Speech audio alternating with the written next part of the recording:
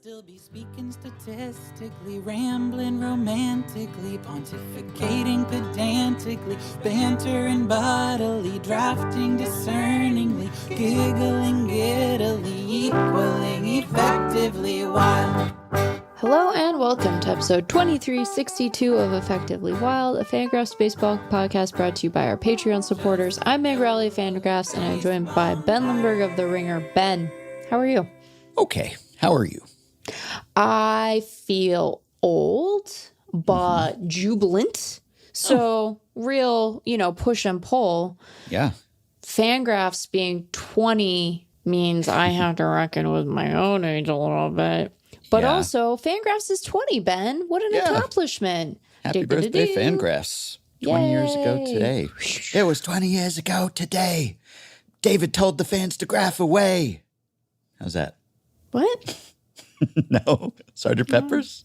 Nothing? Wow. I mean, I don't want to insult the proximity of that to the actual thing, but I didn't get it right away, and I am familiar with that song. All right.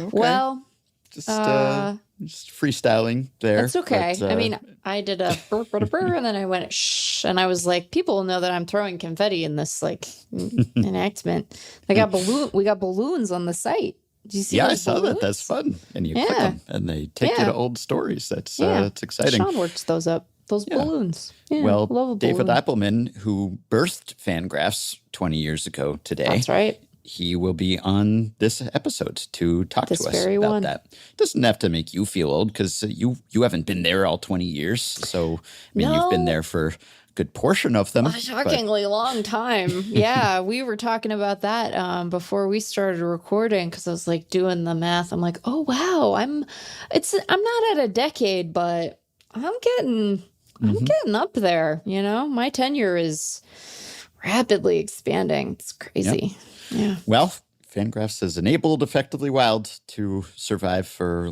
these many years. So thankful to FanGraphs for that and for all the fine reading and all the friends that I've made and who have been gainfully employed there. So we will talk to David about that later in the episode. I thought we could start, with a bit of banter.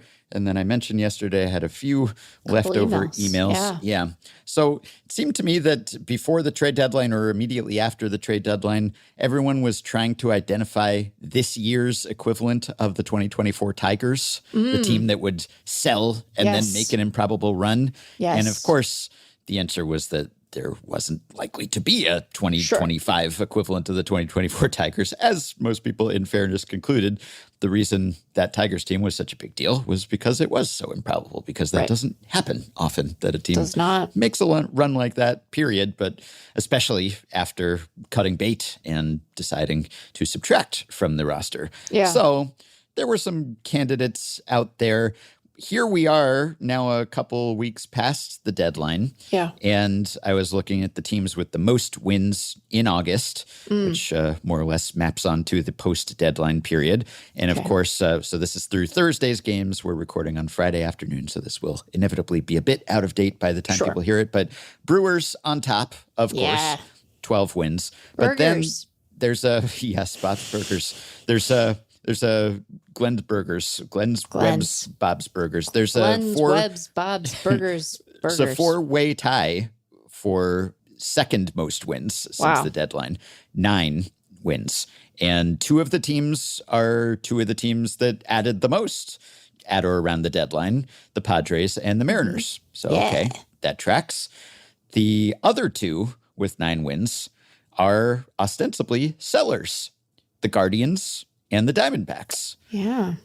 The Guardians didn't sell that much. Of course, they kept Stephen Kwan. They held on to some other guys who were potentially on the block, but they traded Shane Bieber and Paul Sewald, two guys who had barely pitched for them this year. Yeah, that's Bieber right. hadn't at all, but still they had potential to pitch for them down the stretch, and they said no. And then the Diamondbacks, of course, traded a bunch of guys. Yeah. And yet the Diamondbacks are 9-4 since the deadline. The Guardians are 9-3, which just goes to show you how unpredictable everything about baseball is. Yep. And they're within striking distance now. I know. The Guardians, as we speak, are half a game out of the third wild card spot, tied in the loss column with the Yankees.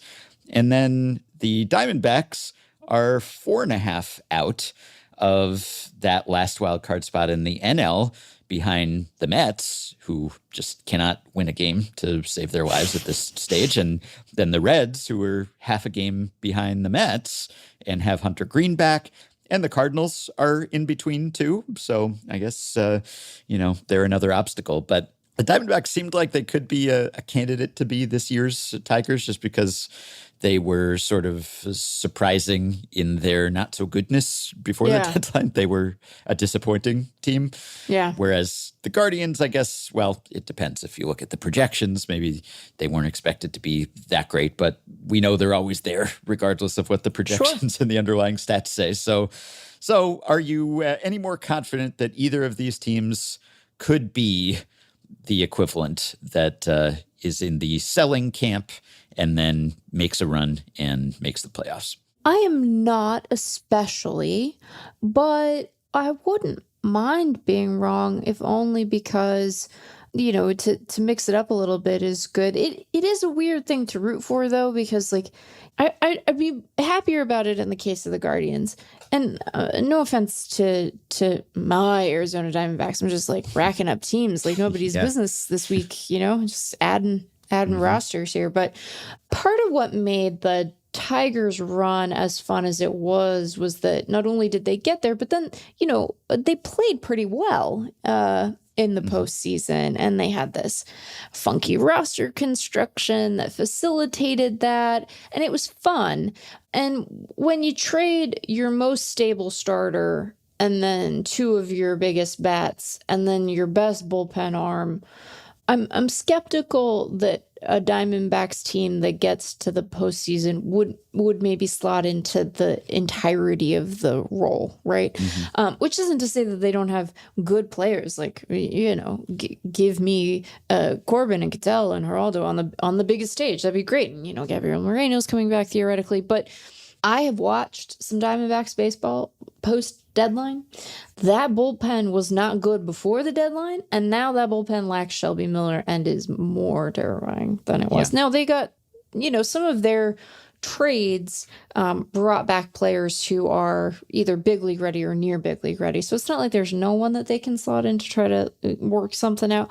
But it's not a team that I would feel confident would even get out of a wild card race. Now, I didn't expect them to make a World Series run when they did in 23. So what do I know about anything? But I'm a little antsy about that piece. Whereas I think the Guardians are a more complete team, which isn't to say that they're not without flaws. There's a reason they're not first in that division. But I would maybe feel a little bit better about it if I were gearing up to watch that team actually play October baseball. Mostly. And September 30th. October baseball. Overwhelmingly October baseball. I'll say this, though. My confidence in the current cluster of AL wildcard teams,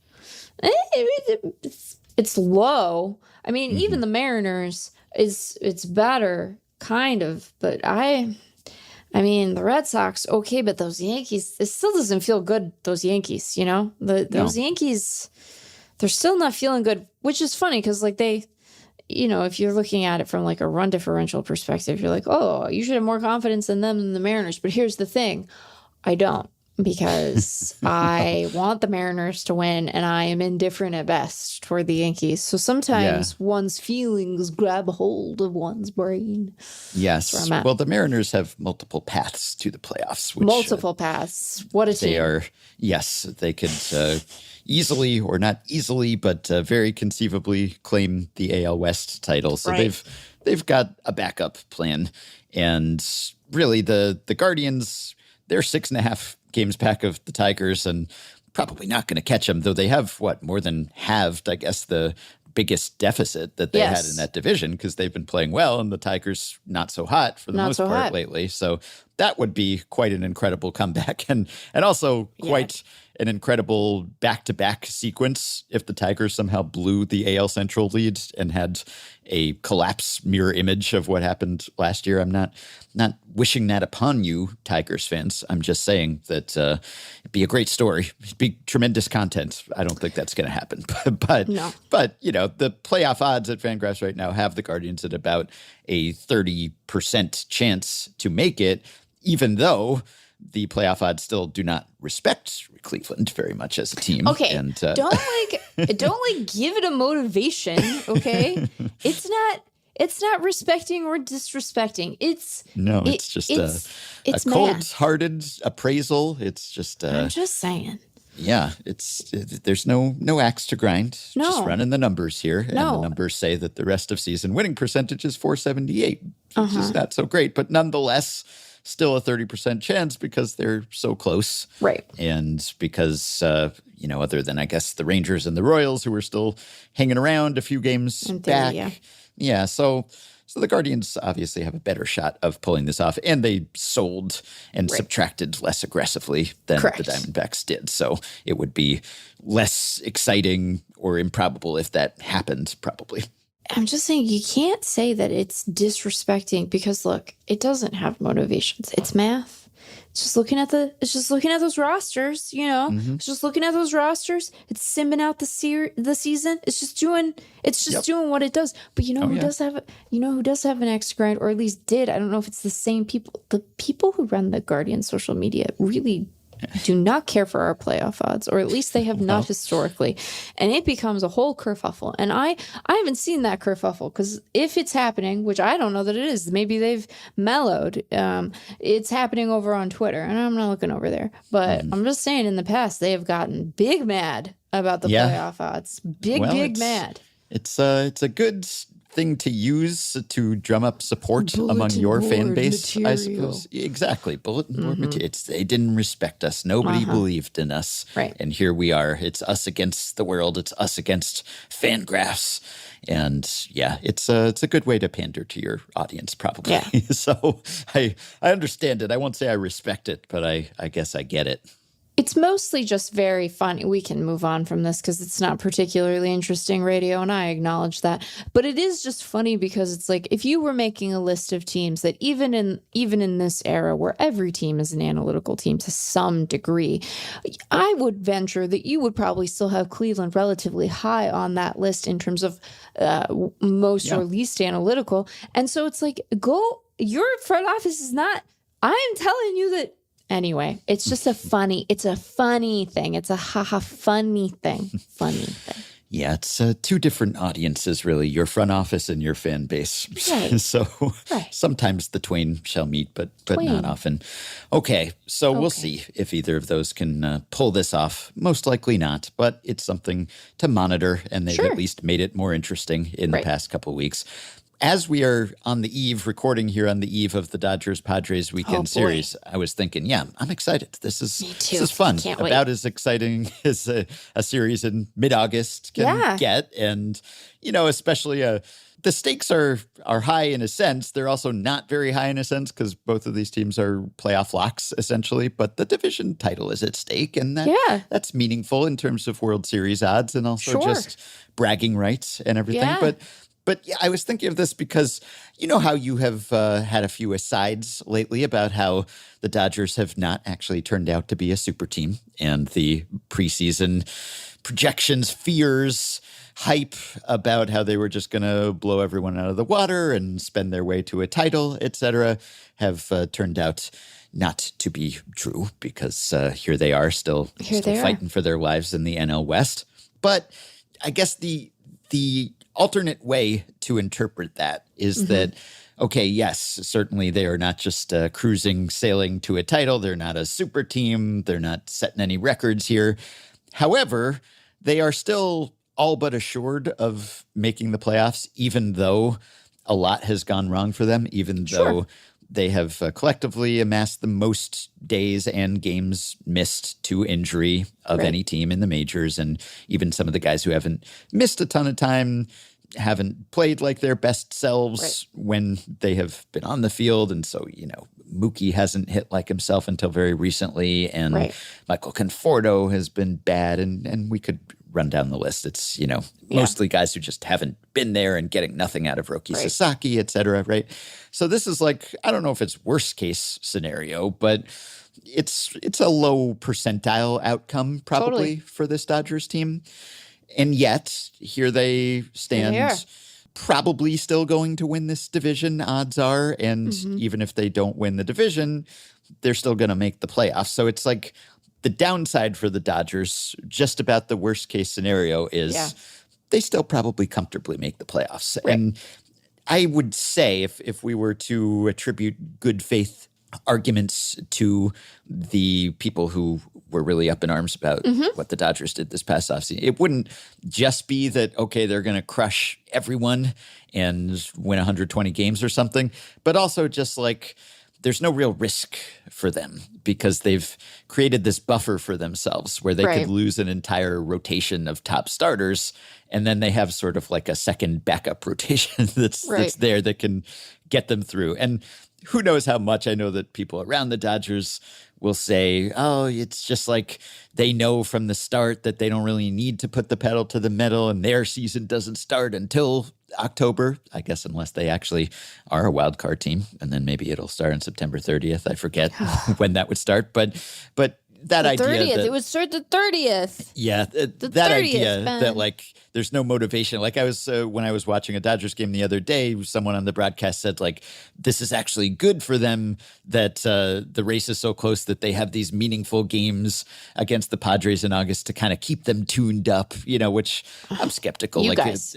There's been this long-standing debate about does it matter if you're like winning by a lot or you actually have to like really eke it out and play meaningful games, and does it matter if you enter the playoffs hot or cold? And mostly it seems like it just doesn't matter that much, and the season just sort of resets for all intents and purposes when you get to the playoffs. But point is, like, this is the downside for them. If most teams suffered the same sort of misfortune or injury absences that the Dodgers have, well, they would be the Braves, let's say, or they'd be some other, they'd be the Diamondbacks, right? Like they'd be out of it. And so the Dodgers being able to spend as much as they do, and not just the spending, but the way that they attract players for other reasons, other institutional advantages that they have, some given, some earned, basically puts them in this position where there's almost no downside risk for them, and very few teams are in that position. So what would you say to that this is not necessarily a refutation of the Dodgers are breaking baseball, but kind of a confirmation, a validation of an aspect of that? I guess, but that wasn't the accusation, right? The accusation in the offseason was that they were buying a World Series, right? That was the thing that people were the most worked up about, right? That their ability to outspend to this degree pretty much everyone but the Mets put them in a spot where they were just going to buy a repeat of their championship from last year. And I think that was what I took the most exception to, because I don't think you can effectively do that in baseball. Now, that doesn't mean that it isn't a bummer for fans of other teams to see what they understand to be the best players going to the Dodgers, because clearly you want the best guys on your team. But I just was not moved by the notion that they were going to be able to effectively buy a championship for the reasons that we've talked about, right? They have been wildly injured. Aren't they always? There does come a point where, and I have a ton of respect for the people who work for that team. I think they're good at what they do. There does come a point where I'm like, you guys don't want to try to like get guys who don't get hurt so much, especially on the pitching side. Like, is there? I don't want to call it a problem, but it's like perhaps there needs to be a shift in focus from an evaluation perspective, because boy, do you sure get a lot of these guys. You know? And Andrew Friedman did say like, oh, we're going to look at our process and see what that was last offseason. And nothing has changed. But you could also say, I guess, that they have the capacity to sign a bunch of injury-prone starters because of the payroll, because they could have 12 starters or whatever. And so if 7 of them break, then they'll still be okay, whereas other teams don't necessarily have the luxury of doing that. Right. And I think that there is, like, despite the fact that I think, again, we could ask some questions about like, are you, is there a rebalancing that needs to happen here in terms of your risk tolerance around injury? I think the place where they did really press their advantage is not even necessarily in the highest profile guys that they got, although those guys did have, played well for them when they've played, but also that they had all of this depth, right? And that they were well positioned to weather that. And some of that depth, I think, you could accurately say like they signed externally and brought in, but some of that depth was just like actually homegrown guys, particularly on the pitching side. So my frustration was that the idea that the Dodgers were going to just be able to buy a championship team. What's the point of even playing the season? It's just going to be the Dodgers.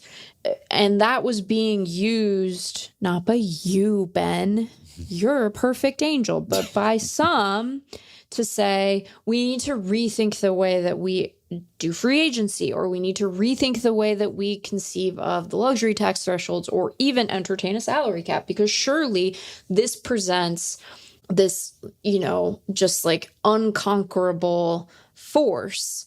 And like what it has really produced is a team that is going to probably have a win total in the 90s. Mm-hmm. And I think the funny thing about all of that off-season consternation was that when everybody's preseason projections came out, it wasn't like the Dodgers were projected to be a 110 win team. They were projected to be a team with a win total in the mid 90s, which is a good baseball team. And of the projections we had this year, certainly one of the better ones. I think them and the Braves were the only teams that crested 90 wins maybe. But it wasn't like they were forecast to be the 2001 Mariners. And by the way, they didn't win the World Series. Yeah, so, no, it's true. Yeah, FanGraphs had them at 97 wins preseason, and they're on a 91 win pace right now, which, it's not that far off, really. Baseball Prospectus did have them higher. I forget what the exact number was, but I believe they had the highest win total projection from PECOTA of any team in like 20 years. So that was higher. But so that was Craig putting his thumb on the scale. Yeah, that was Craig's fault, I guess. Craig, I know you did not do that. He's famously just so optimistic about the Dodgers at all times. Not crashing out every moment of every day. Any flaws. No. So so relative to the FanGraphs projection, I think that was a good call, I guess. So we could say it seems to have been. But the idea that you can buy a championship, that's just always going to be wrong because of the structure of the sport. And that's, maybe that's not so satisfying just to say, well, there's a certain amount of randomness built into baseball, into all of these playoff rounds and everything. And so even if you are a super team, the field is still going to be favored over you. That's just inherent. That can't really be changed. And the Dodgers themselves were a good example of that for years as they failed to win a championship. But what you can say is that you can buy a ticket to the playoffs, at least. You can not buy a championship, but you can buy yourself some real certainty in terms of getting there. Sure. And even if a lot goes wrong for you along the way, then you're still going to be sitting pretty. Whereas most other teams, they can't have as many things go wrong for them and still count on having a shot at the championship. So that much I think is fair. But you're right that was not the only critique or even necessarily the loudest one. Yeah. And I think that like having an eye on the general competitive balance of the league is like it's important to do, right? Because you do want more teams to be in a position where they can credibly compete for a playoff spot. And I think that, the Dodgers are in a spot where they flex their muscle, right? They use their financial might to paper over injury issues, even though some of the money they're using to paper over the injury issues, like they're getting paper cuts, the guys who they bring in. And so then it's like, oh boy, now I got an injury, right? Like, how many innings has Blake Snell thrown for the Dodgers this year, right? So there's some of that to kind of cloud the picture, but they absolutely utilize the resources that they have at their disposal. And one of those resources, namely the amount of money that they are able to spend on their club, outstrips the vast majority of teams in baseball. But as we talked about during the offseason, I think that there is the more pressing threat to competitive balance in the league is not the Dodgers going all out. It's teams nutting, right? It's Yep. if this is your very first episode, I am so sorry. This is a disgusting way to refer to Bob nutting that we have come up with, right? So it's like that is a much, to my mind, bigger threat. And I think that it's so interesting to look at the way that the playoff field has shaken out in the last little bit. And obviously we have ways to go. And I'm not saying that like every team is playing precisely to their base runs expectation right now. But like, what would you say one of the better teams in baseball is right now? What's the team that says getting their fan free burgers? Yeah. The Milwaukee Brewers. What's their payroll look like, right? So it's not that it's not possible for you to play good baseball with much more significantly constrained payroll than the Dodgers do. You just have to be good at the other stuff. And as we've talked about, like you narrow your margin for error considerably when you are reliant on that other stuff. Being able to paper over injury with money, tremendously helpful, right? Like there's a reason that they are one of the best teams in baseball and one of the teams that is considered like the class of the sport. But it's not impossible to do it a different way. It's just harder, right? So I agree, like more teams should make it easy on themselves. And some of this is like, you talked a little bit, you hinted at this, like structural advantages that are going to be, aren't necessarily going to be present in every year. Like if Roki Sasaki just wants to be a Dodger and he's willing to not wait until he's like a true free agent to do it, well, what do you do with that? Like there's, that's suggestive of personal preferences that aren't necessarily counterable with money, right? Like if Yamamoto just wants to be a Dodger because he grew up a Dodgers fan, like what are you going to do?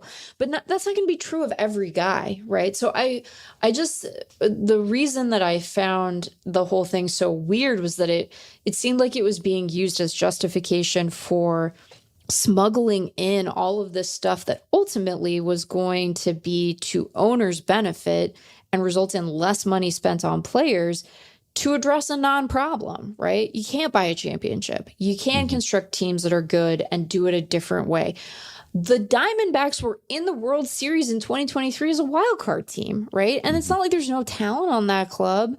And they've spent money since then. Hasn't worked out for them. But we're freaking out because a wild card team was in the postseason in the World Series 2 years ago. And when that happened, everyone was like, this is boring. No one cares about the Diamondbacks. I'm like, maybe the bigger problem is that we are incapable of being happy, and that's like that's an us failing, or not a failing necessarily, but like an us problem, right? That's a project we need to work on with people who aren't like front office personnel. So I just found the whole thing to be kind of disingenuous, and mostly I wish that people had just been honest about their feelings, which is I don't root for the Dodgers and I'm worried that my team isn't going to be able to compete with them. And that feels bad. And it's like, okay, that's totally valid. And I would like to remind people that I encouraged everyone to hate the Dodgers. Yes. And the only reason that I'm still on this horse, because I don't even remember what I say on the podcast half the time, let alone dwell on being right about stuff. But like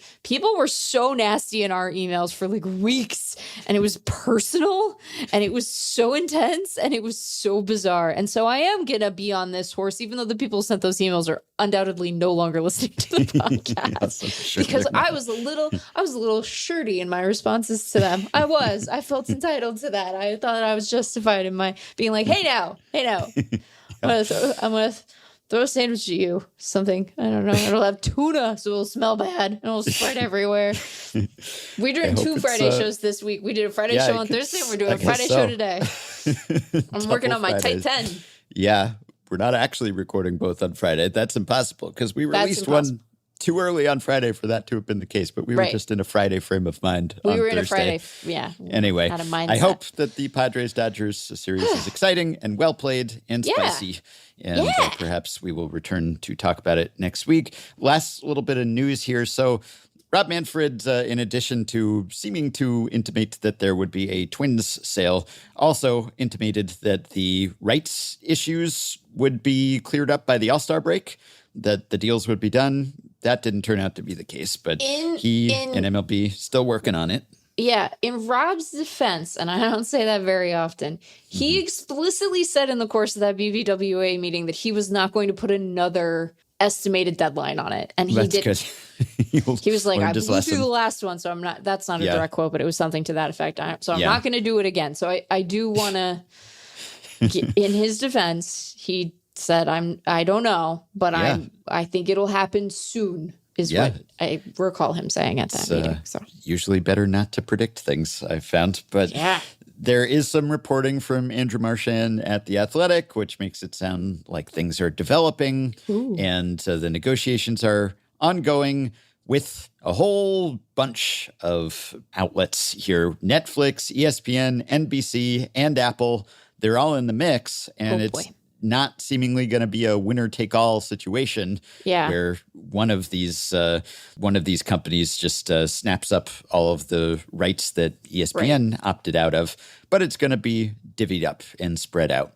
And so the top contenders for Sunday Night Baseball and first-round playoff games appear to be Apple TV Plus and NBC, which in this case really means Peacock. And then ESPN is still involved for a smaller part of the package, maybe for weekday games and a bigger daily digital presence, whatever that means. And then Netflix is interested in the Home Run Derby specifically, which is kind of in keeping with Netflix wanting live events, buzzy events. Also, like, what a weird thing to specifically be like, no, we just want the Derby, though. That's it. That's the only interesting baseball thing. So we had a situation where baseball was in bed with ESPN, and ESPN had Sunday Night Baseball, and then a bunch of first-round playoff games and other things, and the Derby and everything.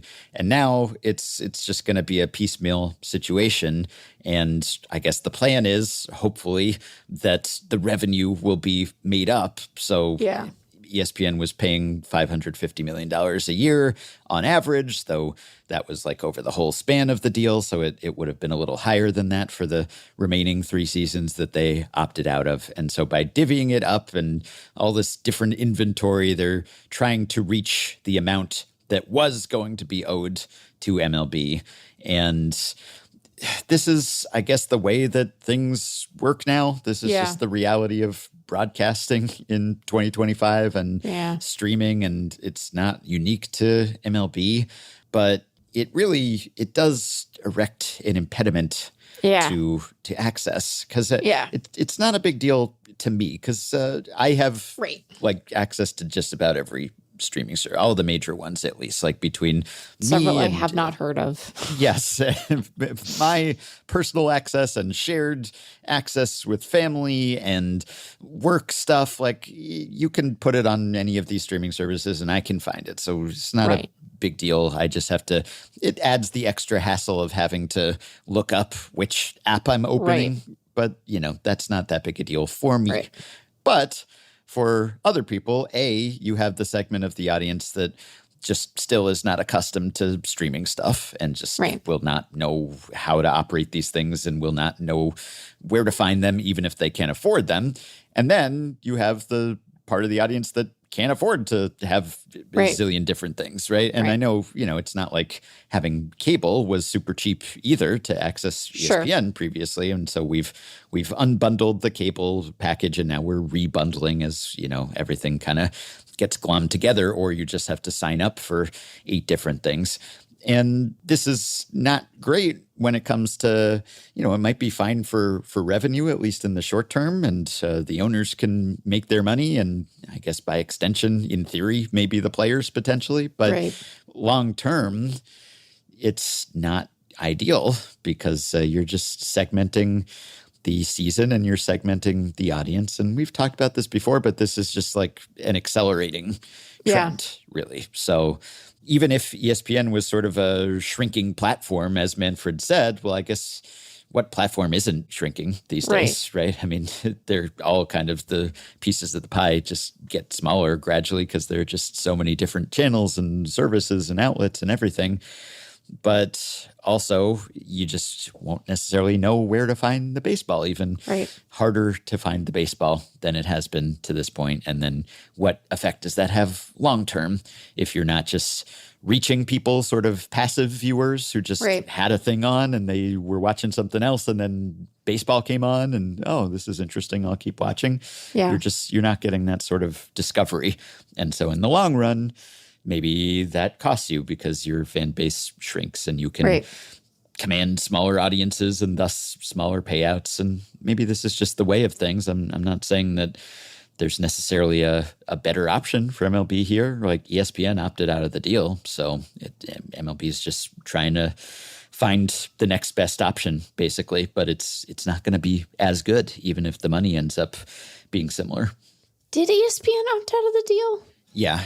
Yeah. Okay. And MLB then subsequently said, like, well, we weren't happy with the deal either. Right. Okay. That's what I'm thinking of. Yeah. Maybe then. And, that was probably partly face saving and probably partly also genuine discontent. You can't fire me. I quit. Right. Yeah. And ESPN clearly deprioritizing MLB. And so I'm sure MLB legitimately had some gripes there. But would it have opted out unilaterally? I kind of doubt it because of all this hassle of trying to piece together the same revenue from places with smaller reaches.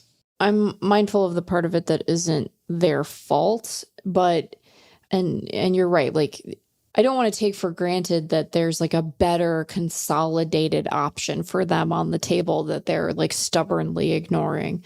I will say that it is the behavior of a man who is not going to have to field phone calls about how to find his baseball from people over the age of 50.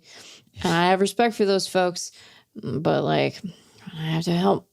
He might get some emails to Rob Manfred's email account, which people send him stuff. I'm sure he'll get some. That's true. Yeah. It's like, hey, some of us are the go-to, how do I log into this person? Mm-hmm. And then how many times do we have to field that call, Yeah. So a lot of times, potentially. Mm-hmm. Although, joke's on me because sometimes I have to call my dad and be like, how do I find this thing? Because he works in tech and he knows how to do it and I don't. So, it isn't always a clean generational split. But I do worry about it. I worry about people being able to watch the games they want. I worry, particularly when it pertains to the postseason, which is like this very special time of year where we're all watching the same stuff. Even if that experience is mediated through social media and you're not always in the same place, like the conversation, at least in the coverage, is all kind of the same, right? We're all reacting to the same games. We're thinking about the same kinds of questions. And I think that as you have fracture across platforms like this, the odds of us maintaining that sense kind of, they dim some. Mm-hmm. And I do think that people like baseball and they want to watch postseason baseball. And I do think that consumers are getting savvier about how to navigate this stuff, right? Like I'll sign up for a month and then I'll cancel.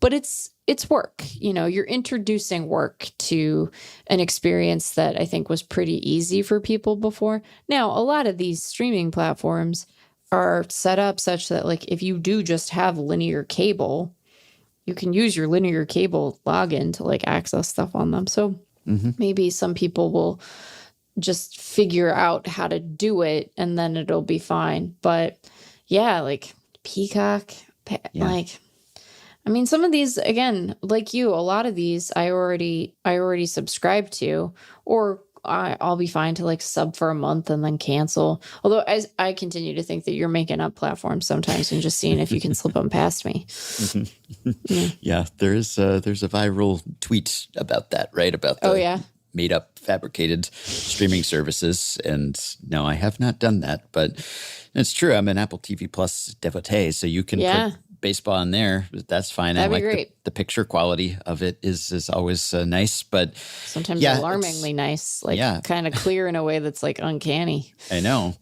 but it's been an issue for other leagues, other sports, like MLS goes exclusive behind the Apple TV Plus paywall, and then they get a big payout. They got a lot of revenue, but then there's discontent about that because people aren't coming across.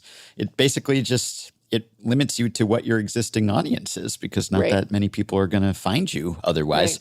And you're not getting promoted on other major media outlets because they have no incentive to because they're not rights holders anymore and the product is on some other service. And so why are they going to give you free publicity, basically?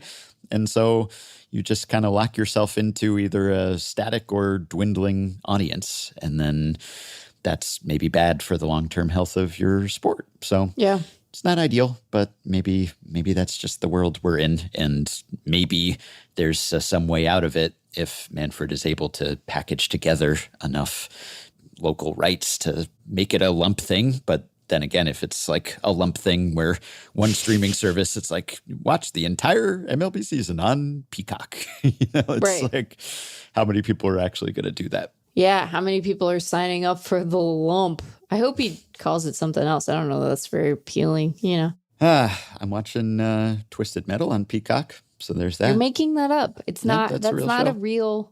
Yeah, it's pretty good. Yeah. I thought that you were going to say earlier in this conversation that last time all I wanted to talk about was the Gilded Age, and guess what? Still do. Still would prefer to be talking about the Gilded Age, not because baseball's bad, but just because it's in my brain, man. I'm thinking about it. Yeah. I think the original version of that meme, I forget whether it was Tumblr or Twitter or copy pasta from somewhere, I don't know, but it was like, have you seen the new show? It's on Tubu. It's literally on Hebe. It's on Pooty with ads. It's literally on Dippy. You can probably find it on Weeno. Dude, it's on Gumpy. It's a Phoebo original. It's on Poob. You could watch it on Poob. You can go to Poob and watch it. Log into Poob right now. Go to Poob, dive into Poob. You can Poob it. It's on Poob. Poob has it for you. Poob has it for you. Dive into Poob. I don't even remember if that was the original version, but you get the point. Yeah, okay. Dive into lump. Right. So the leftover emails, just 3. Here's one from Matt, Patreon supporter, who says, we may be seeing something unprecedented with Roman Anthony. Last night, this was a few nights ago, he became by far the youngest post-integration player to walk 4 times and homer in the same game. The sample is still tiny, but the on-base numbers are quickly becoming Soto-esque. I know predictions aren't an effectively wild favorite, but if you had to put a percentage on the chances he finishes his current contract with an on-base percentage over 400, what would it be? As a 20-something who grew up idolizing Mike Trout, I can't help but approach long-term projections with some healthy skepticism, but Roman just profiles so ridiculously well, and the contract will presumably not include any of his decline years. Soto, Judge, and Trout are the only active players who meet this threshold. So, yeah, it's true. It doesn't take him that deep into his career because he is so young. He's 21. He's a fairly young 21. So this isn't even decline phase. So we're just saying, like, will peak Roman Anthony, basically, and whatever he's now, if he is not yet peak Roman Anthony, will he have a 400 plus on base percentage? It's certainly not far-fetched. No, I mean, I think that the thing that is working against him potentially is just that we don't have, I mean, we have minor league translations. We just haven't seen him in the majors very much, but like he's put together well. He, there have been times in his career as a minor leaguer where he was like discerning to the point of people worrying that he was passive at the plate, but he has a good eye. He's not swinging at junk. And yeah, he's young. He's young enough that like even if he loses some time to injury, he's probably still going to be mostly in his prime for the duration of the contract. I don't know how I would ballpark it specifically, but it seems possible to me. It does not seem ridiculous to assert that. So yeah, I don't know. I mean, maybe. He's at a 399 on base percentage now in his rookie season at 21. And he has a track record of doing this basically at every level. Like this was the kind of player he was. And obviously it wasn't just like scouting the stat line. He was the top prospect in baseball, certainly. So, scouts agreed as well. Like when he has a track record of doing it, being young for his level everywhere he goes. Yeah. And scouts agree that the pedigree is there, and now the Red Sox have committed to him long term, and he's in a decent park for hitters and all the rest of it, then yeah, I mean, the thing that I guess goes against him is just the environment in baseball right now, and the fact that 400 on-base guys are pretty few and far between in this era. So when the league on-base percentage is as low as it is because the batting average is as low as it is, and so 316 MLB average OBP right now, well, that's it's tough. Like how many, in fact, the only qualified hitters now who have a 400 plus on base percentage are Will Smith and Aaron Judge. Wow. Even Juan Soto doesn't because of his slow start. So that's the reason why it's hard. It's not like I have any lack of faith in him, but it's just we don't know. It's challenging, yeah. Yeah, we don't know which way the league-wide stats are going to go. For all we know, it's going to dip lower. I guess I'd bet on it rebounding just because it's near historical lows, batting average, for instance. And so you might bet on a bounce back, or you might bet on MLB putting its thumb on the scale and engineering a bounce back of some sort. So you could project or forecast that at some point in the life of this contract, the offensive environment will recover somewhat, and scoring will rise, and on-base percentages will rise, and maybe ABS helps a little bit, or you go to full robo-umps at some point, and maybe that helps even more. Who knows? So, yeah, I don't know. I guess if it's something that only 2 of 162 qualified hitters are doing this season, and you're asking the odds of him doing it over several seasons, I guess the odds are against it, I guess. Yeah. But I don't know. I guess I might put them pretty high. I don't know, 25%. I don't know. You take the over or the under on that? I'm not sure. I'd take this. I guess I feel compelled to take the slight under, but I don't know how much conviction in that selection I really have, you know? Mm-hmm. Yeah, now he does have a 387 BABIP currently. Yeah. Although he was a pretty high BABIP guy throughout the minors as well. And his weighted on base is basically the same as his expected weighted on base, and he's in Fenway and everything. So, like, you know, maybe he'll just be a high BABIP guy, which will help him. And he is walking a lot, of course. He's struck out more than you'd like. I mean, he has a 26% strikeout rate with 4 homers and a 161 ISO, so he hasn't had much over-the-fence power on the whole. He's got some doubles. It's Fenway, but yeah, like, you know, if he gets the strikeout rate down, and his chase rate has declined as the season has gone on, which seems like a good sign that he's maybe already acclimating, adjusting, improving. So yeah, he's got about as good a shot as anyone, you know, aside from Soto. I mean, I understand the Soto comparisons. Of course, Soto was doing that at like 19. Right. So he was even more precocious and a prodigy. I mean, he had a 406 on base in 2018 as a rookie in almost 500 plate appearances, age 19 season. So yeah, he was really something, and still is. But he has never failed to have a 400 plus on base in a full season, and I would expect that he might end up again over there by the time it's all said and done. Even though he's only got 6 weeks or so left.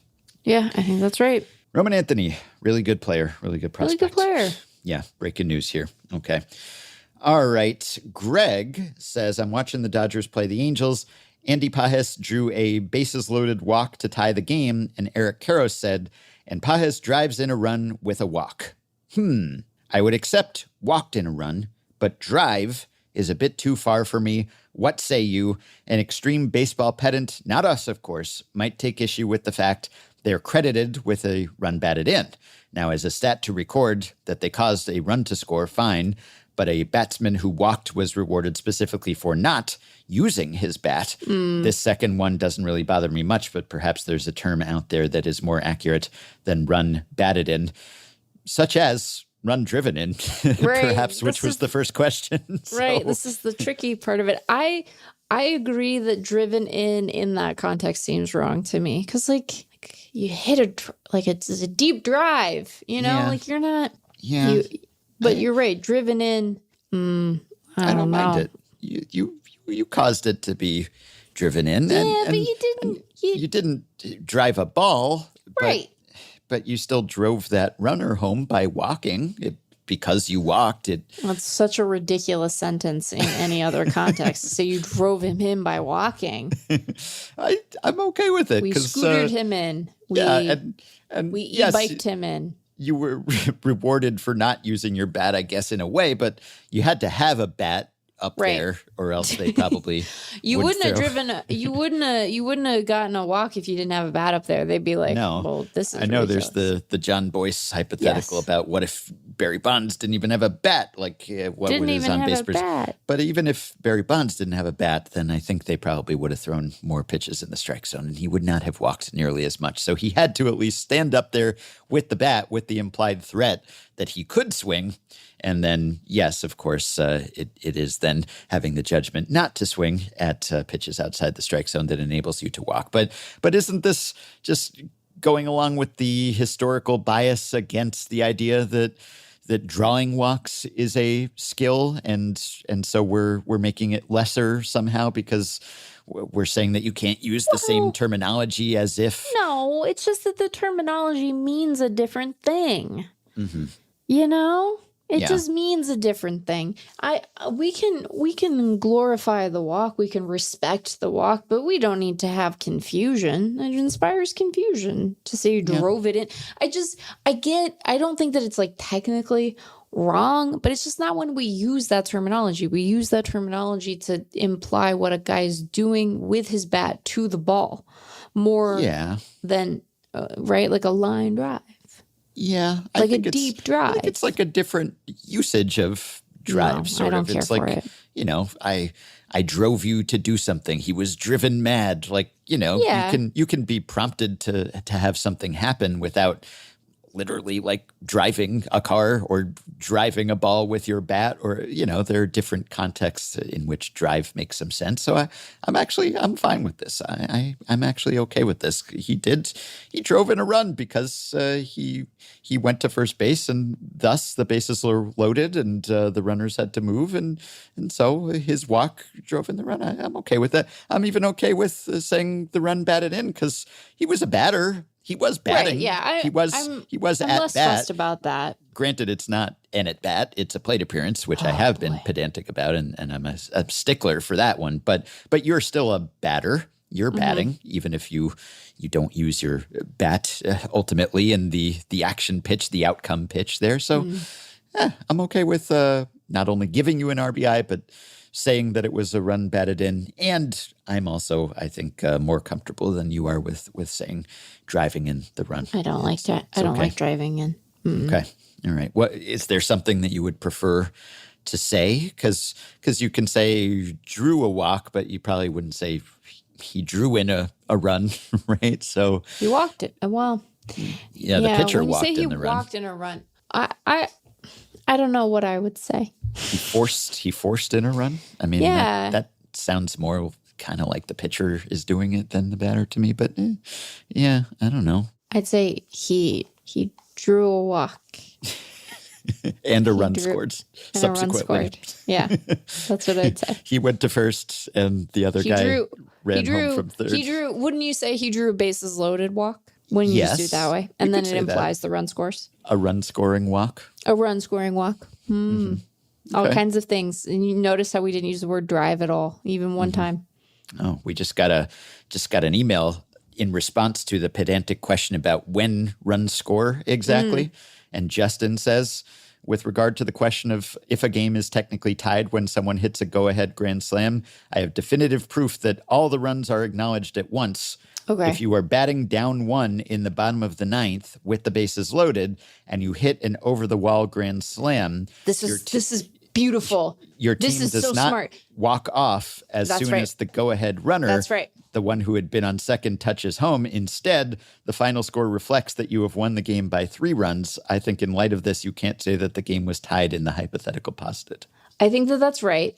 I will say, in fairness, like there are particular rules here, and they are a little bit goofy because let's say that you you got guys on base, multiple guys on base. Yeah. It's the bottom of the ninth, and you hit a double. They stop counting as soon as the winning run crosses the plate. They stop counting. They don't let everybody keep playing. They just stop. But with a home run, they all score. Yeah. And so it's like, well, we can kind of arrest the play mid-go in particular circumstances, which is, you've scored enough runs to have won the game, and so we are done now. So I have to acknowledge that as a reality. A weird rule, weird little inconsistency, which I think we've talked about before. Right. But yeah, no, I'm sticking to my guns on this one. I just don't think you can get to a score without having passed every intermediate score.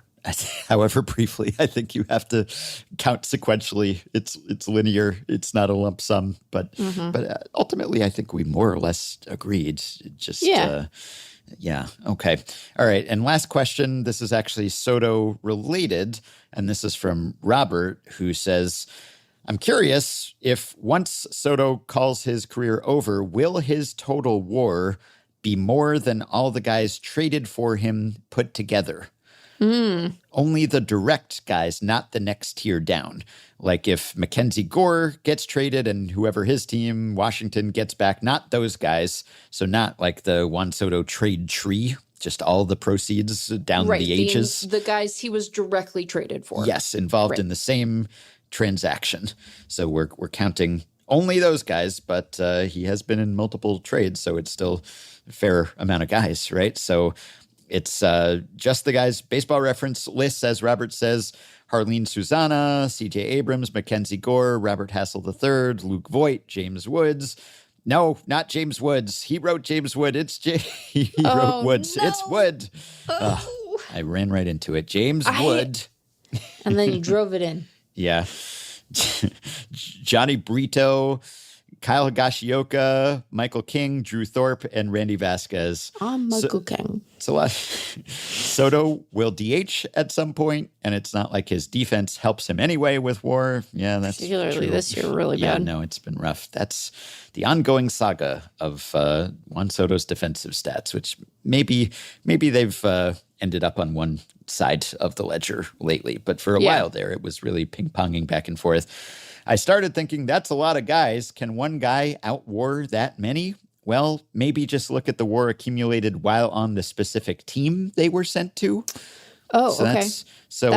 That makes it more feasible, in my opinion. Yeah, so CJ, 0.1 WAR with San Diego, that wouldn't count toward his total because only the WAR accumulated while with Washington should, since they traded away Soto and care about winning the trade, and so CJ's performance with them is what matters and would cease to matter if he was traded. This brings up a funny circumstance with Drew Thorpe.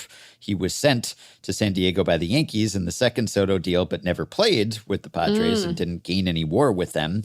So contrary to the next level down clause in the above prompt, should we count the WAR of Dylan Cease, whom San Diego got from the White Sox? Probably not. Ooh. I did a quick check, and the guys in the trades, while with the Padres or the Nats specifically and respectively, total 29.9 WAR, and Soto is at 40.7. But I guess so that's the career total for Soto, not since the trades, I guess. So I guess we're talking, so career WAR for Soto, even prior to the trades, and that's what we're comparing here.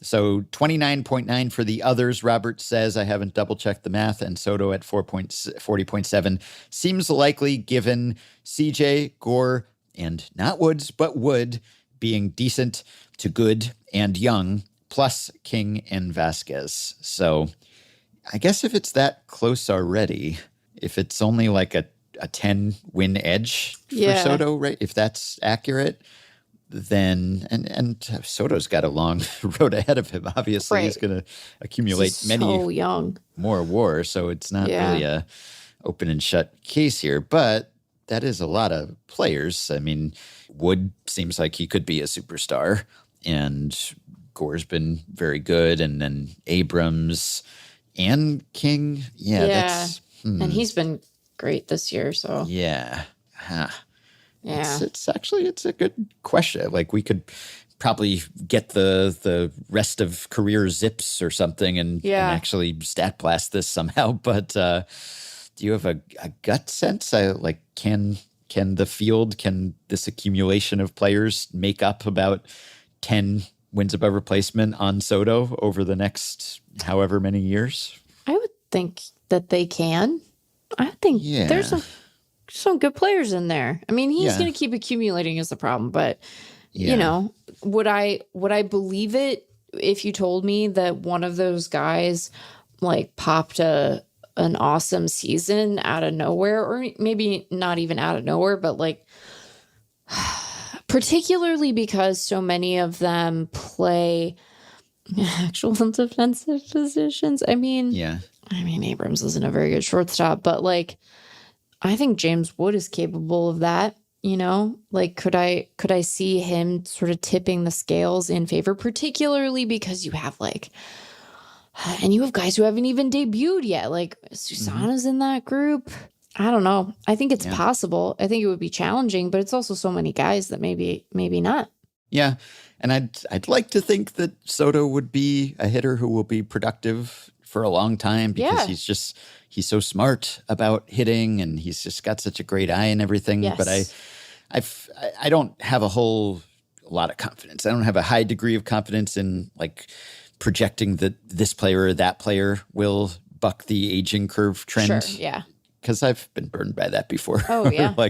And, you know, I thought, Joey Votto, he's such a cerebral, just such a smart hitter. And he's looking at all the stats and everything. And he'll just be able to fight off Father Time forever. Right. And, that didn't exactly happen, though he had his moments. But, it's much more certain that Soto's not going to be adding anything defensively from here on out, probably. So whether he continues to be a bad corner outfielder for a while or just DHs, and he could be very valuable as a DH because he can be such a great hitter, and he could be a great hitter for another decade. So he could easily, he's got 40 WAR to this point. Like he could, and that's just in his age 19 to 26 seasons. So ideally, hopefully, he more than doubles that, but who knows? So probably his rate of WAR accrual will slow just because like the base running and the defense is not going to get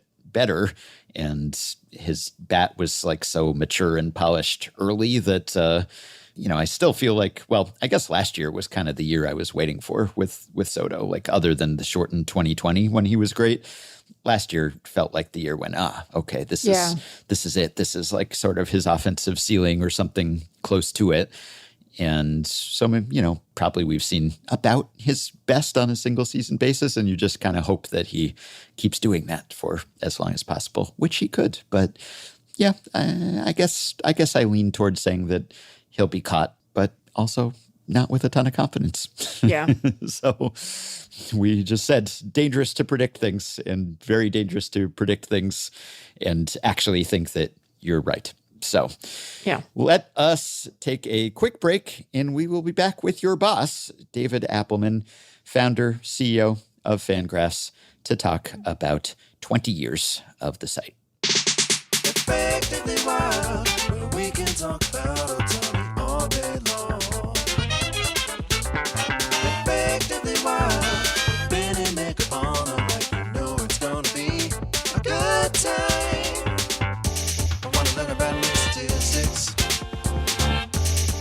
About none of them RBIs, tell me about some prospect I should know about. Effectively wild. Effectively wild. Effectively wild. Effectively wild.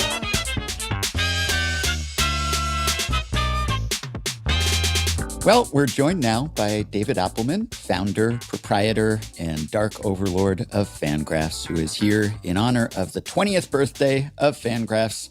David, welcome and happy Faniversary. Well, thank you. Thanks for having me on. Rank your creations in terms of how much they mean to you. FanGraphs and your two actual children. Starting off with a softball. Yeah. I have joked with my wife that FanGraphs was my first child. Yeah.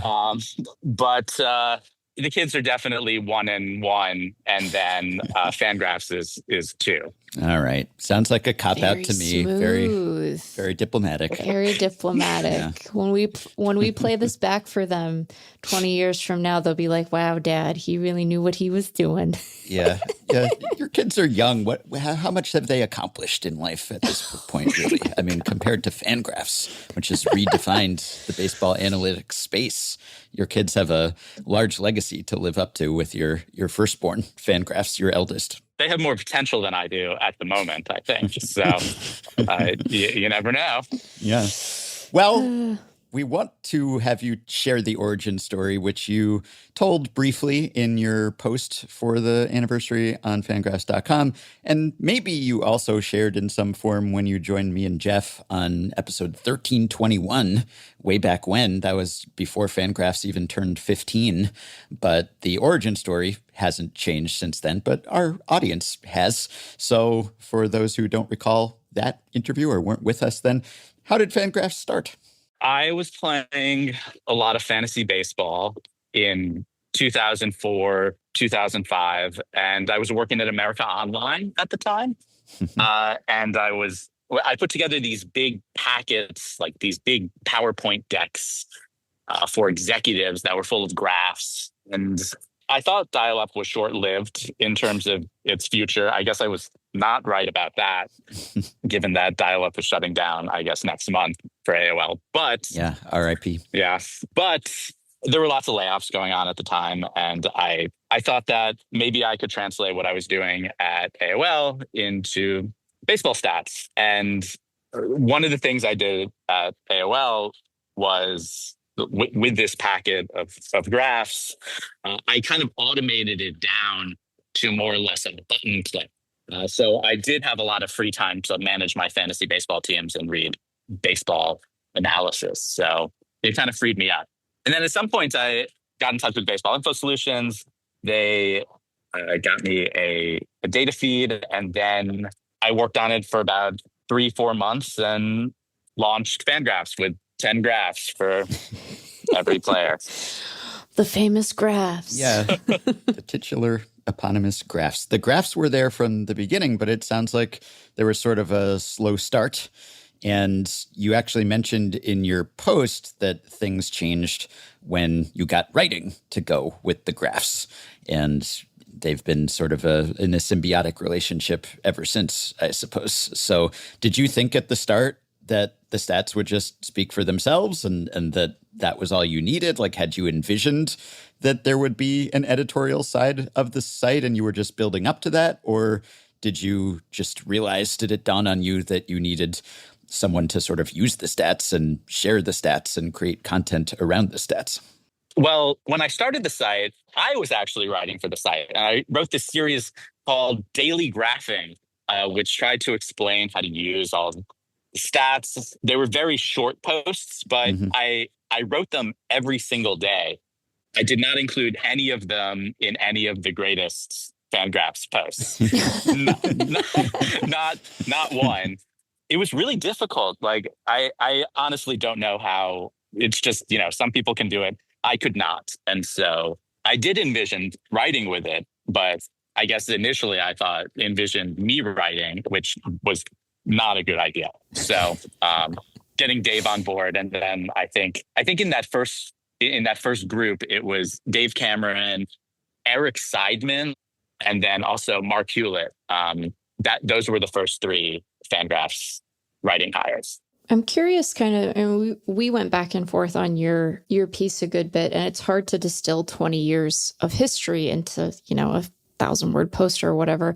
I think of some of the big shifts in terms of the site taking a step forward as being related to who you hired, right? Bringing Dave on board, eventually, you know, folks like Carson and Jeff and Eno and the fantasy folks joining the site. And then the introduction of what was win value at the time and became WAR is another big marker where it's like, okay, we're doing something over here. When did it dawn on you that maybe you didn't think you'd get 20 years out of it, but when did it start to seem feasible to you that like this was a going concern, you know, you were going to have something to say about baseball and people were going to look to the site to have some sort of authority about what was going on in the game? I mean, I think after WAR was launched, people really took notice and it made a big difference. And then also, I mean, I think with Dave and Jeff and Carson, like, and Eno, I think like a lot of the voices of the site became a lot more mainstream and they were read in front offices and by people in baseball and by other baseball media. I mean, honestly, I think a lot of like the site's relevant, like the majority of the site's relevance has to do with the voices at the site and how they've utilized the data and made the data accessible and worth having part of like everyday baseball discourse. I mean, in terms of like, did I think FanGraphs was going to get to 20 years old and be relevant? I mean, I don't know. It's like one of these things where you just kind of keep doing it. And then you find out you're there. So it's kind of strange to look back. Like, I think with the exception of early on, I don't think there was ever any time where I was like, I'm going to stop doing this. And then as we got, you know, more people working for FanGraphs, I felt more of a responsibility to make sure that people could still have jobs. Yeah. So like, even if I wanted to go do something else, like I couldn't.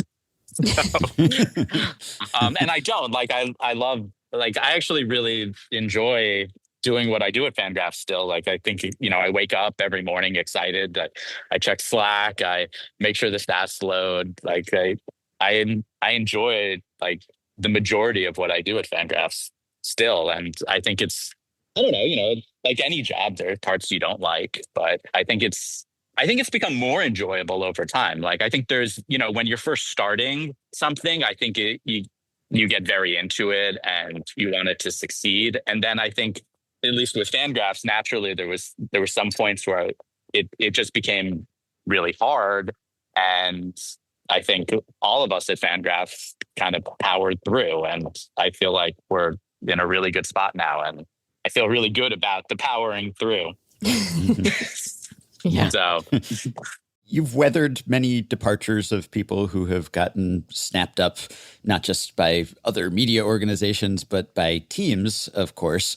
And so 2 questions I had for you, which you can answer in whatever level of detail you're comfortable with. How close did you ever come to going to work for a team? Was there a team that said, I want FanGraphs for myself. I don't want all the other teams to read this stuff. I want this guy who built the FanGraphs stat pages to build our internal database and we'll just hog all of this data? So there's never been a team which wanted to buy FanGraphs and just take FanGraphs off the market. Mm-hmm.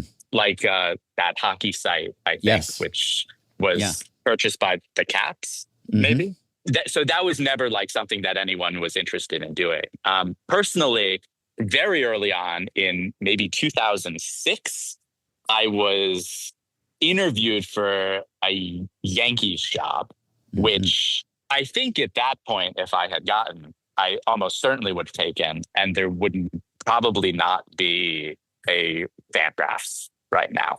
But I didn't finish very high in that job search. So that worked out for the best, probably, for a lot of people you subsequently employed. Yeah, it was Cap Friendly was that site that the Capitals bought last year, I think. Yeah. Anyway, one person leaves, another person comes in, and was difficult, I'm sure, to lose Dave Cameron and Carson Sestouli. But then that worked out well for Meg, and it worked out well for you because you got Meg. So it all works out, I guess, in the long run. Okay, related question. Have you ever come close to divesting in some other way? Has some other media entity ever, you've partnered with various companies over the years. Was there ever a conversation? Were you ever tempted to pass this along to someone else and cash out and move on?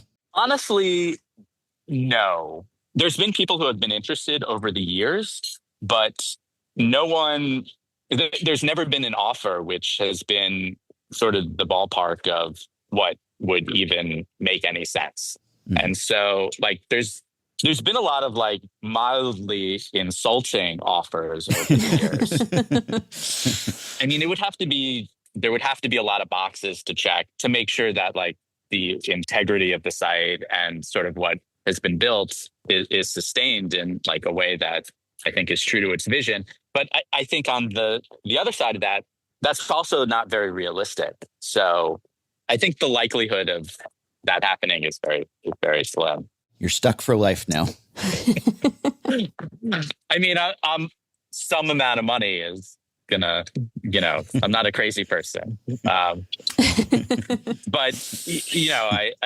I've never shopped the site around. I'm very happy just doing what we do. And I think with different ownership, I think it would be very different. Stop lowballing Appleman, everyone. Just insulting offers. We occupy this really funny little niche because we are mighty, I would like to say, but we are still small, even though our full-time staff has grown pretty dramatically over the years, at least relative to when you were starting out. And I think people have this weird perception of FanGraphs as having a huge staff, and then they are often surprised when they send a support email and you answer it. The CEO of the company is answering the support email.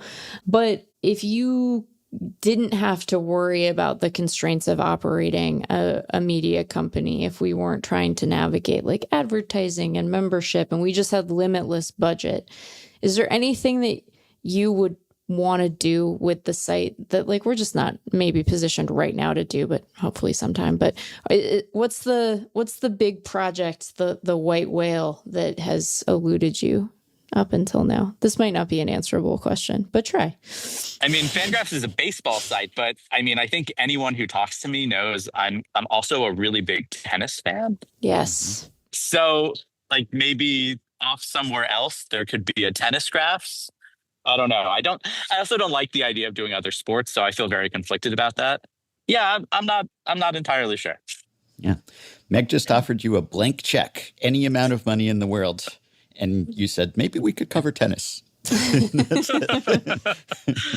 I mean, if we had a blank check, I mean, in reality, what would happen is we'd get hire more a bunch of people. Yeah, we'd hire a bunch of people.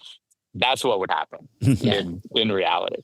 Since we were talking about the symbiotic relationship between the stats and the writing, I was wondering about the stats side of it, because I think a big part of what contributed to FanGraphs' rise was that the stats were just so accessible and navigable. And I worked for Baseball Prospectus for years, and I could not have said the same about that site at the time. And Baseball Prospectus had Warp before FanGraphs had War, right? And had VORP and all of these other things.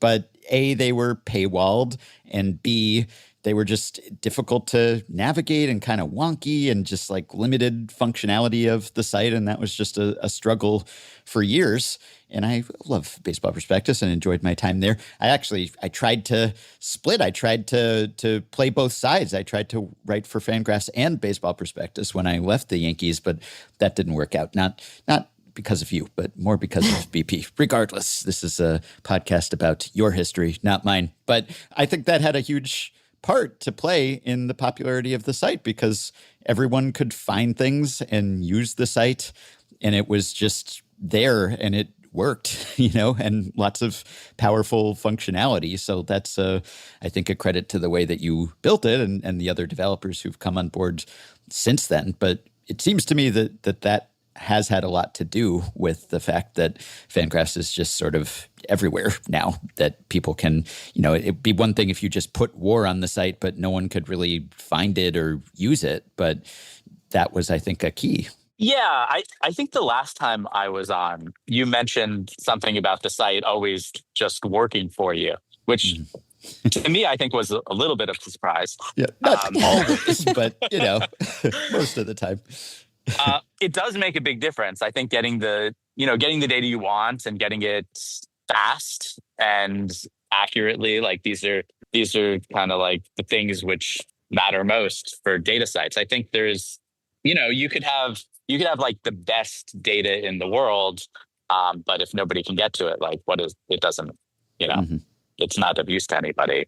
So yeah, I mean, I think that's something we focus a lot on, is making sure people can get to what they want, and then also being able to export it and play with it on their own. Like, I think that's something we definitely encourage. One has improved even in the time that I've been at the site. Like, we don't have a lot of database freezes anymore, which is so nice, because they used to happen often. And then I felt like a mom who was like taking her kid to the emergency room, and I'm like, well, it's out of my hands. Hope that somebody else can fix this. Cannot shepherd us through a database freeze. Well, we have like this big bot problem, which we do happens have a bot problem, yeah, every so often. Where so for the trade deadline, I shut off essentially access to all bots on the site.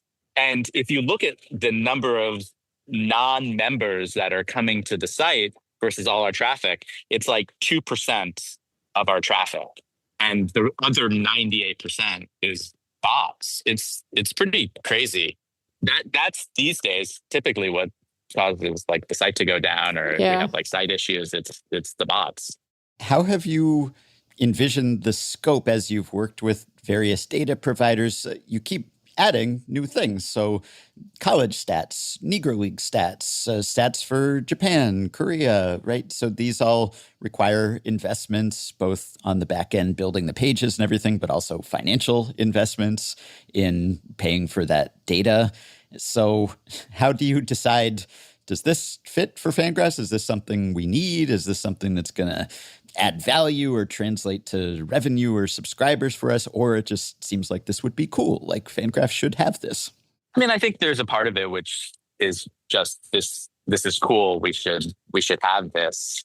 For college data, I think we technically promised that back in 2019, but there were some issues getting the data up on the site, and so it took another, I guess, 6 years. I mean, in terms of like, I think the Negro League data that's kind of like essential to me, that database at the moment. But the KBO data came about during the pandemic, so that was kind of it was the only baseball around for a little bit, and so at the time, I don't think we really had anything else to do except get KBO data up on the site. Yeah, and then with NPV, I think there's just a lot of interest in NPV, especially in Japan. And I think we've seen that right now, our traffic from Japan is number 2 in terms of countries. And I think it may have even eclipsed Canada traffic by a little bit this year, since we've added NPV data. So there's definitely an audience that is very interested in this type of data for NPV fans in Japan. Mm-hmm. So I mean, to answer the question, I think there's, it's the combination. Like, is this going to be cool? Yes. Is there an audience for it? Yes. The Women's Professional Baseball League, which is, I guess, scheduled to start next year. Mm-hmm. Like, that's something that I'm actively trying to get data for the start of that. I don't know exactly where that's going to, like, if that's going to pan out or not, but I am in like talking to data providers to see if that's something which there will be available that we could add to the site. We're always loath to share specific development timelines because, as you noted with college data, like sometimes things happen in an unforeseen way and then things take longer than you're anticipating. Like the data presentation is funny, or there's a global pandemic, just like normal stuff that can happen and delay a project. But I'm curious if there are things that you could maybe tease for our listeners that are in the pipeline for some time, and you need not commit to when that sometime would be, but are there things that you're especially looking forward to in terms of new functionality that you can share with folks? Sure. I think one thing that we have been talking about doing for a little while is bringing more of the roster resource tools to leaderboards and custom reports. So if you want to filter by draft class or by contract status or things like that, I think that's something which we are certainly hoping to have available this offseason. That's something which has been on the list for a long time, which I think is actually going to happen. Yeah, there's one thing. Okay. We'll take it. Not getting any more right now. Maybe when we talk to you again in 5 years, there will be new things to tease. But when did you become aware that FanGraphs was read in a pervasive way in front offices? I mean, before teams started hiring your employers and poaching people, presumably you started hearing from teams if they inquired about data, or you just kind of heard through the grapevine that people are paying attention to this. And I wonder, in the early years, I assumed that FanGraphs was probably better than what a lot of teams had internally. Now they all have their own systems that are fancy, and I'm sure they still look at FanGraphs, but they probably have, in some ways, better, more granular data than we can have in the public here. But what was your sense of sort of how FanGraphs was appreciated inside the game and how that has evolved as the data available to teams has changed? I think initially Dave Cameron told me that front offices were reading FanGraphs because I just don't have really that much interaction, or at least back like a long time ago, I didn't really have any interaction with front offices really. But I think going to the winter meetings for the first time, chatting with people, like I think it became clear that people were kind of familiar. This was maybe in 2011 or 2012 was the first winter meetings I went to. And so I think just talking with people at the winter meetings, like it became obvious that people knew what they were reading FanGraphs, or certain people would tell me that, FanGraphs is the first thing they read in the morning, or that it's, their homepage. So, I don't know how much that's the case still, but I think for a certain amount of time it was. I mean, I think front offices are definitely still reading FanGraphs quite a bit now. So, and it seems like the relationship with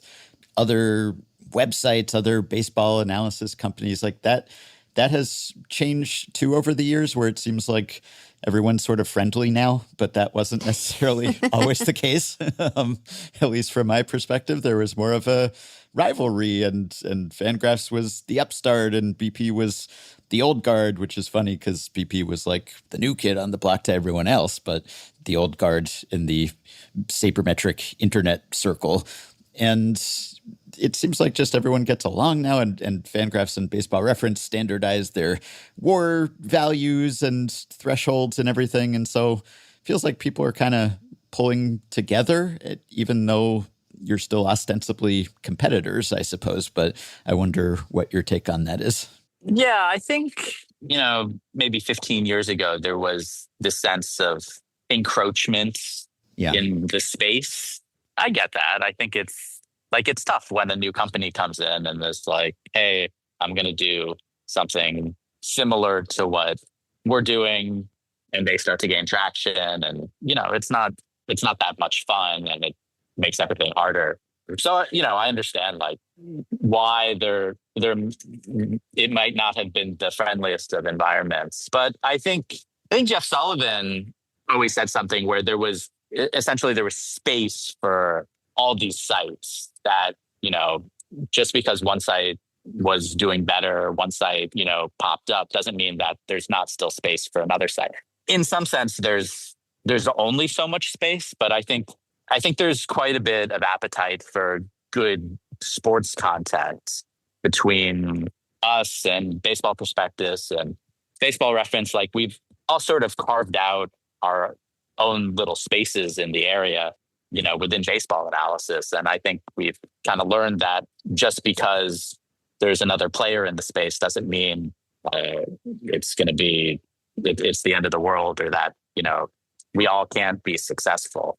So I think that's become a big part of it. Also, I think just media and internet media is just really, it's just a really difficult spot. And so I think when you've all kind of been in it long enough, you all understand what the difficulties are and how, and there's a lot of kind of camaraderie around, like, hey, like, support us, but also support, our friends over here.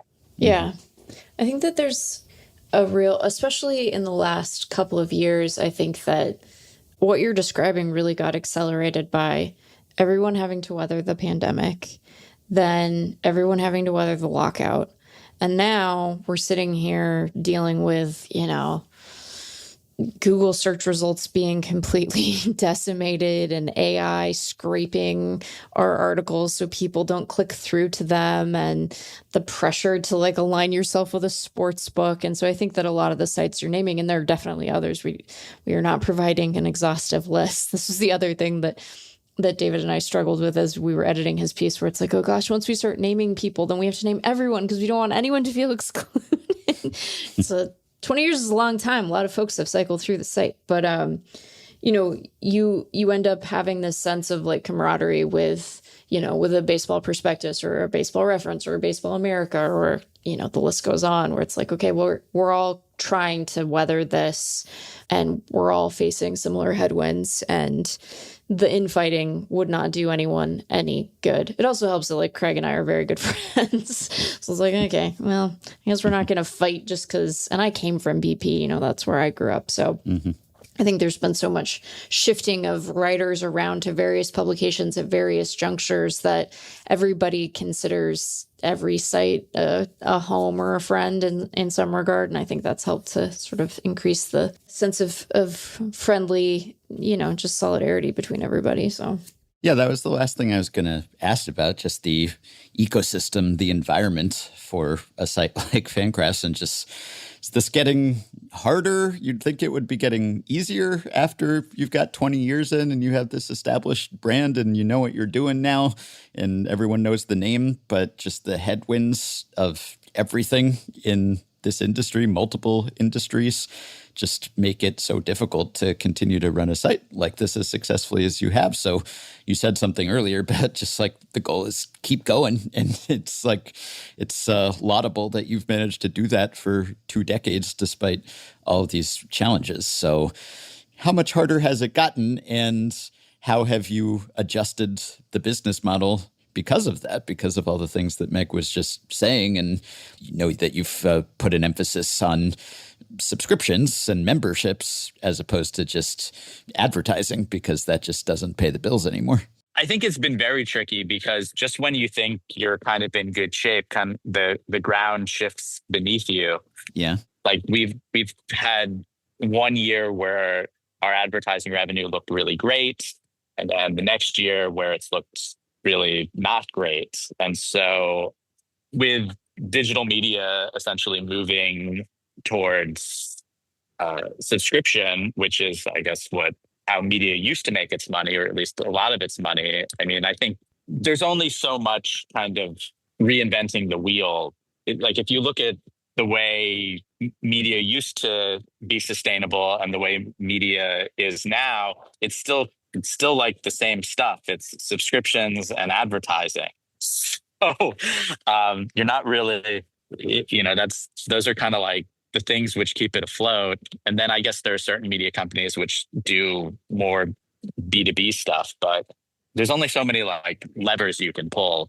I think AI, and with Google search numbers going down, I mean, I think that does pose a significant problem for a lot of media companies. But I was telling Meg that like we've never been really that good at SEO. So easily the thing I'm the worst at in my job is like, this headline will definitely lead to clicks. Thank God for Bauman. Do Bauman's headlines lead to clicks or laughs or both? I know the latter, definitely. Yes. Both. Okay. Yeah, I mean, it's definitely both. I mean, people can definitely identify a Bauman headline.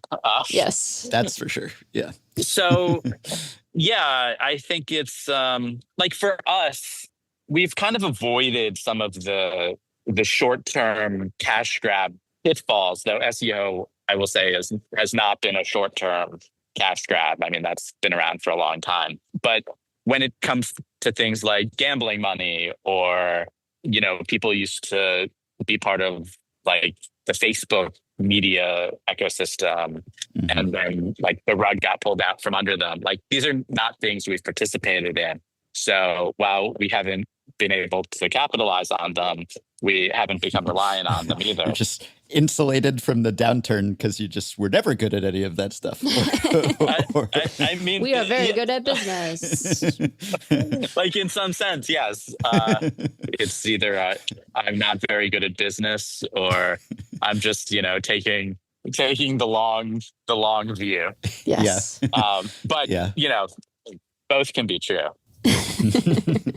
Well, you certainly seem to be doing something right, because FanGraphs is alive and well, seems to be thriving. I'm certainly happy that it has provided a home for this podcast for several years at this point. So I'm grateful for that, and hope that this is just the start, that you will not only outlive dial-up, but long outlive it. Me too. I hope that as well.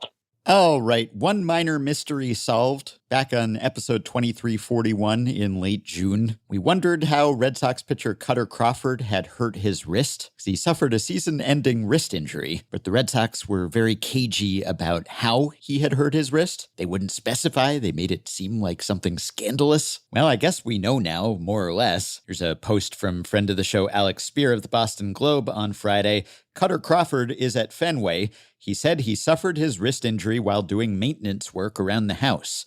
He felt a pop and recognized it would be an issue.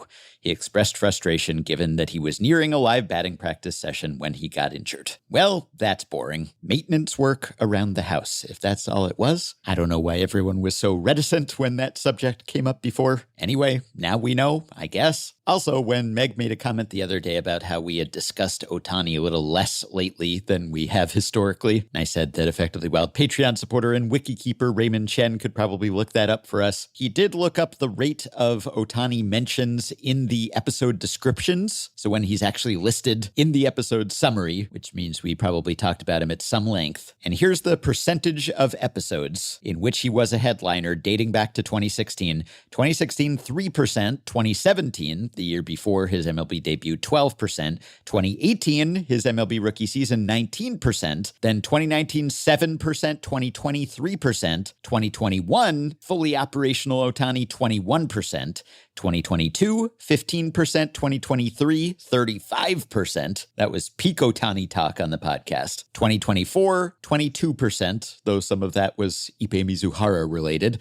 And this year, so far, 14%. So it is indeed a career low rate of being a headliner on Effectively Wild episodes for Ohtani since his MLB debut, with the exception of that two-season stretch, 2019 to 2020, when he mostly wasn't pitching and also wasn't hitting that well. So yeah, we've reined it in a little bit. Guess it just goes to show that you can get used to anything. In the early days, I didn't do as thorough descriptions, and so the data doesn't work quite as well. Raymond also looked up Mike Trout's rates, but I think they're misleading for those first few years of the podcast. So he has Trout peaking at 24% in 2018, which was actually higher than Ohtani's rate in Ohtani's rookie season. Amusingly, Willians Astudillo also peaked at 19% in 2018. That's the Jeff effect. Astudillo was an Effectively Wild headliner at the same rate as Shohei Ohtani in Ohtani's MLB rookie year. Alas, Willians has been skunked so far in 2025. As far as I know, he hasn't played since winter ball. Oh, and earlier I noted that it would be a record comeback if the Guardians overtook the Tigers in the AL Central. At one point, they trailed Detroit by 15 and a half games, the biggest deficit ever erased as 14 games by the 1978 Yankees over the Red Sox. So yes, it would be unprecedented, but it became even more unlikely on Friday as the Guardians lost and the Tigers won to widen the gap to 7.5 games.